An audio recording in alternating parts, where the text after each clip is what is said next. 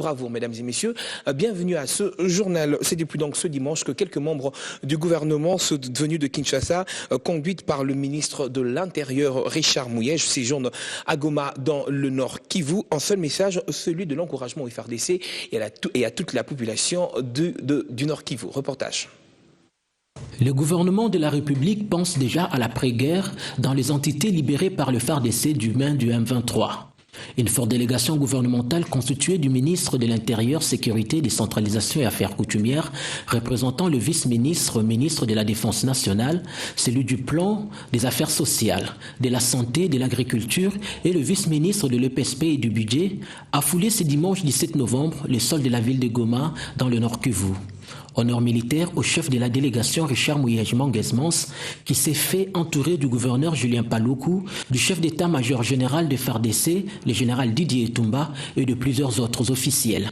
Nous sortons d'une période de dures épreuves grâce au succès de nos forces armées. Il y a des défis, de stabilisation, de pacification et de relance. Parce que le Goma doit être reconstruit, le Nord Kivu doit être reconstruit. Et nous sommes là avec plusieurs grands officiers, c'est une mission d'évaluation. Le reste, on vous le dira au moment opportun. Bain de foule de la population en liesse, les formations politiques, toutes tendances confondues, unanimes, sont venues accueillir la délégation gouvernementale venue de Kinshasa.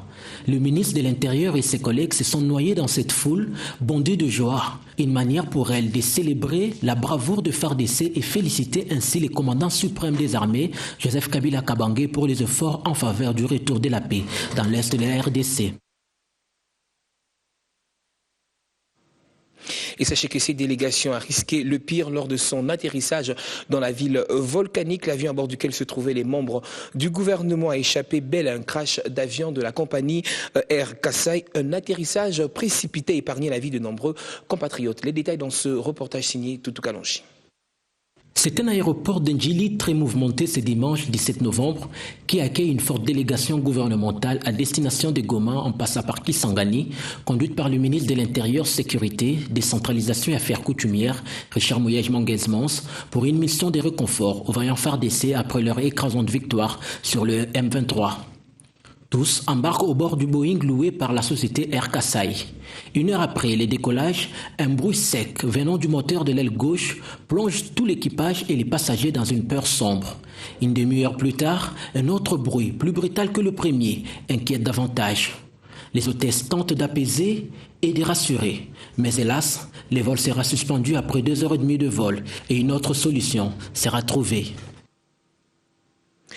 Et toujours à ce sujet, sachez que la défaite militaire du M23 a ouvert la porte à des redditions des groupes armés actifs dans l'est du pays. On en veut pour preuve la dizaine des mouvements rebelles ayant existé avant et après le M23, à savoir le MP Nyatura, le FDIPC, l'AFPC, l'UPCP, les FAC et bien d'autres qui ont donc décidé de fumer le calumet de la paix, ce après une rencontre avec la délégation gouvernementale conduite, je vous le rappelle, par le ministre de l'Intérieur.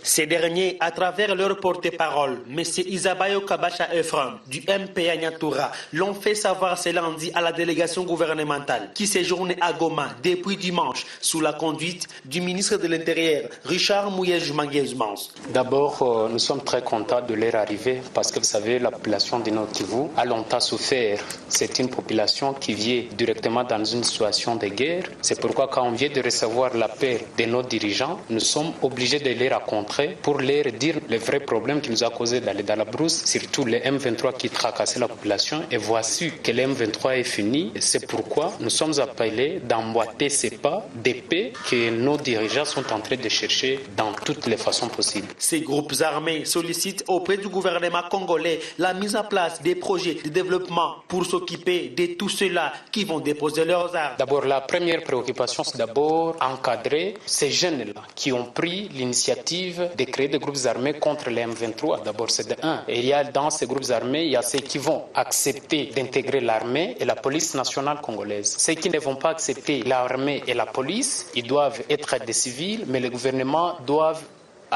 élaborer un plan, d'occuper ces jeunes, leur apprendre des métiers et consorts. Parmi ces groupes armés qui décident de déposer les armes, figurent ceux-là ayant pris les armes contre les M23 et les FDLR. Dans ces groupes armés, il y a des groupes armés qui ont existé avant les M23. Par exemple, personnellement, je suis d'un groupe armé de Rutshuru. Nous avions pris les armes à Rutshuru parce qu'il y avait eu le M23. Et comme le M23 est déjà fini, d'abord nos premiers éléments sont déjà à Bweremana dans les regroupements. Pour ceux qui sont à Walikale, ils ont été là avant parce qu'il y a un problème des FDLR. C'est pourquoi le gouvernement doit prendre en conséquence les problèmes des FDLR. Notons qu'avant de rencontrer la délégation gouvernementale, les représentants de ces groupes armés ont tout d'abord rencontré le gouverneur Julien Paluku Kahongya à sa résidence officielle.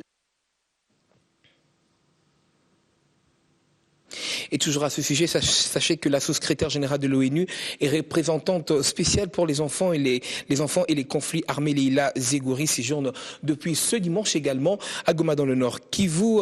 L'objet de sa visite consiste à l'évaluation de la situation des enfants touchés par des conflits armés et les progrès réalisés dans la mise en œuvre du plan d'action signé par la République démocratique du Congo pour mettre fin au recrutement et à l'UE. S'entretiendra tour à tour avec les autorités gouvernementales, les diplomates accrédités en RDC et certaines structures locales de l'ONU, entre autres l'UNICEF et la MONUSCO. Dans un tout autre chapitre, implication des voix des communautés dans la stratégie compréhensive de la protection et de sécurisation des populations civiles dans les missions de maintien de la paix en RDC. C'est donc autour de ce thème que les activistes des droits de l'homme se réunissent à Kinshasa pour débattre de la question, un atelier qui prendra 2 jours.